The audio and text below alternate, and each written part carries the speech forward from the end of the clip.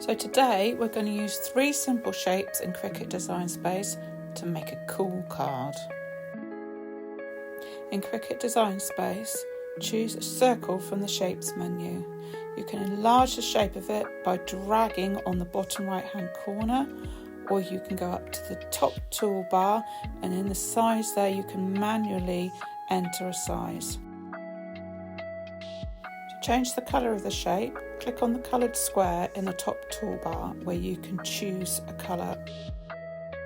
We're now going to create a second circle. This time it's going to be smaller.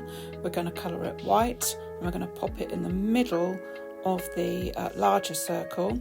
We're going to click and drag over both of them and hop up to the Align tool on the top bar and click Centre. Next we're going to select a square from the Shape menu, and this time we're going to hop up to the top toolbar, unlock the sizing aspects so that we can actually change the width and the height independently, and we're going to make sort of a narrow rectangle. We're then going to bring that down, see whether the size is okay, change the colour, and then click and drag to select all of the shapes, and again hop up to Align and choose Centre. We're then going to group all the shapes, and now we're going to click on the left sidebar on the text and we're going to add our message. I'm just going to bring it up here so you can see it a bit more clearly. I'm going to change the colour of the text to white, and then we're going to just write our message in, double click on the box and just backspace it, type in your message, which this time is a little bit big, so I'm going to size that down. So you can either go up and size the font down, or you can use the drag handles to make it smaller. I'm not too happy on the spacing of these letters, so if I actually click on the text box you get extra menu up on the top toolbar. If you click on Advanced and then click Ungroup Letters, you can then go and hover over each individual letter, and then you can use the arrow keys on your keyboard to just sort of nudge them across and get the spacing a little bit better. There we go, I think that's a bit better. I think we'll move the R over a little bit there, and then maybe just sort of go onto the I and give it a little smidgen of a nudge over towards the right. That now looking an awful lot better. But I think actually I might quite like to have the writing a bit bolder. Some of the texts have an option to sort of choose bold type, but this one didn't have it. So what I'm going to do is I'm going to go ahead and I'm going to group all the letters together. I'm doing this by going to the right hand layers bar, and I'm going to click on each one while I'm holding down the Shift button. Select all of those letters because we now need to group them back together because we ungrouped them when we changed the spacing of the lettering earlier. So once we've got all of those letters selected, we can go and hit the group button, and that brings it back into one unit. So to get a very slightly bolder text, I'm going to go up to the Offset tool and I'm going to apply a 0.01 offset. This is going to give me a shadow that's that little bit bigger, and once I've coloured that white again, you can see it's that much bolder than the original. We can now get rid of the original because I'm really happy with that now. I'm now going to select all of those, hop up to Align, click on Centre, and group them all together. I'm quite happy with how that end result looks, but I think what I'd like to do is actually create a contour of the whole design. So click and drag over the whole design and click on the Offset button and set it to the desired width. Click on Apply and you'll see the colour of the outline that's been created. I'm just going to change that to white, as this is going to make a backing card for me to put my design on. So now we've pressed Make, we've now gone on to the screen which will show us how all of the shapes are set out onto different mats depending on the colours that we've given to our shapes. You'll see that our first mat here has got all of our white shapes on it. This larger shape is what I actually created using the contour tool, and I actually want to cut that in card so that I've got something to put my design on so I can raise it up. So that one I want to be done in card. This smaller circle and the happy birthday I actually want to cut in vinyl. So somehow I'm going to have to actually put those onto onto a different mat. So I can actually show you how to do that. So here you'll sort of see 3 little dots on the top left hand corner of the shape that I've clicked onto. If I go on to that, I can actually click on Move Object. That will come up and show us the colours of the mats that are already in our list.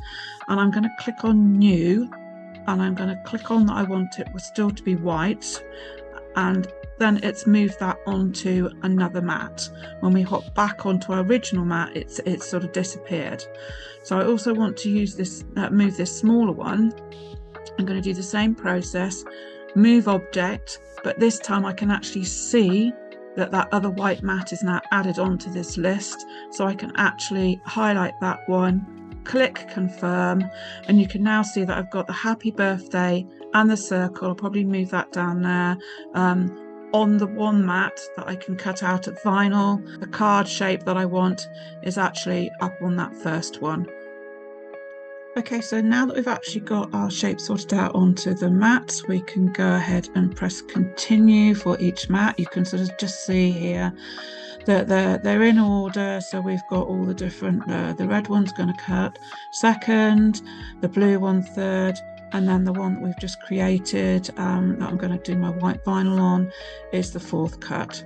So if we jump back up onto our first mat there, we can press the continue, and then you'll see come up the materials that you can actually choose. So we're actually going to set this first mat, because we're cutting card and it's going to be a heavy cardstock. I'm actually going to choose heavy cardstock, which I've actually got here in my favorites. There are so many different materials that the Cricut can make. I actually use a maker, and you can actually browse all of the materials by clicking on here, and as you can see, they're sort of set into different sections, cardstock, fabric, and so on. But you've actually got a search bar at the top here. If you bring down this one, it will put you into different categories. You've got one there for vinyl, so you've got all the different vinyls listed, so you can choose for every mat the type of material you're actually going to cut. So I'm just going to hop back onto that now. So I'm going to click on heavy cardstock. It will then come up with this drop down box. If you click on that, you can see that there's a default pressure that the machine is set to. I mean, as you get to know your machine, you will sort of become familiar with whether you're likely to need more or less pressure depending on what material you're cutting. So you can set it for more, or you can set it for less there. Once we've sort of set that, I'm just going to put that on the default. You'll come down and it'll actually tell you which blade you need to have. So in this instance, we're just using the fine point blade. And then once we've got that all set up and we've actually loaded our mat, then you'll get this command for press go, and the little C button, the Cricut button on your machine will be flashing. Press that and then the machine will start cutting.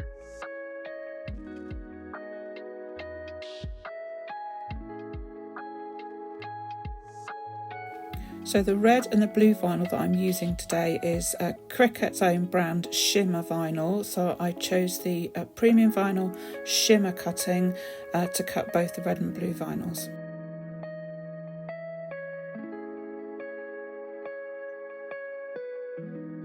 And on my fourth mat, I've used premium white matte vinyl from GM Crafts to cut out my greeting and also my white circle.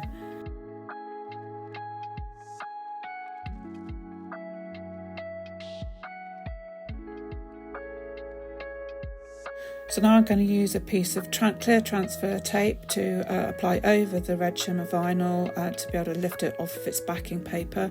It can be a bit notorious at sticking because the shimmer vinyl is textured, but if you persevere with it and if necessary, use the scraper tool to hold it down as you peel back the backing paper.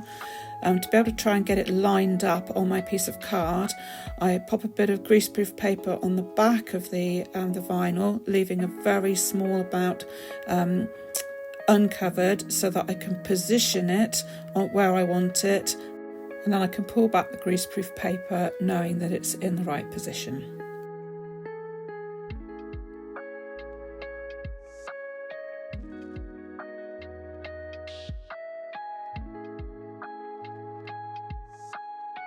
I'm now going to use a weeding pen or a weeding tool to remove the inner bits of my text. I just find this a bit easier to do this before I've then peeled the main part of the backing off.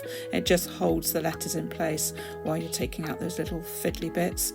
And then we're just going to gently bring back that backing to reveal our text.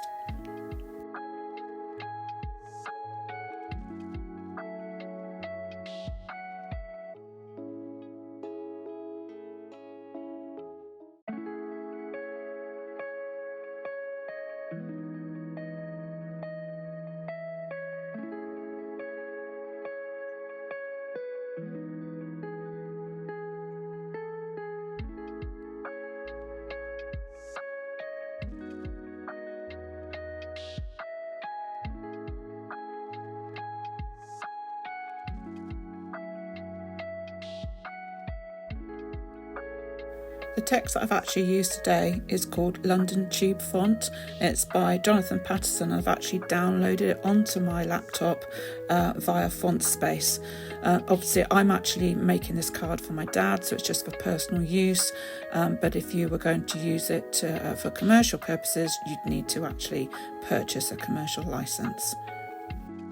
And so here I've actually put my bit of vinyl onto a yellow background. I was finding I couldn't actually see the outline of the blue against my grey mat, so the yellow card has helped me get this lined up.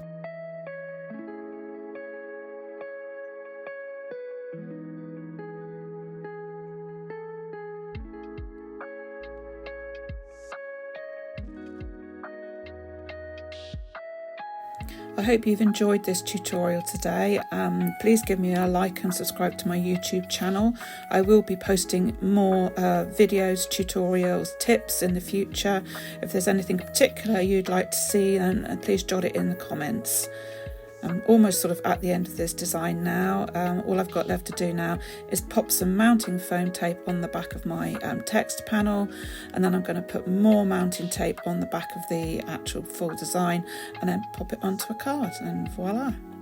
Don't forget to give me a like and subscribe to my channel and turn on the bell notification so you don't miss when I post my next video. For more tips and inspiration, you can follow me on Instagram and TikTok at Elska Crafts.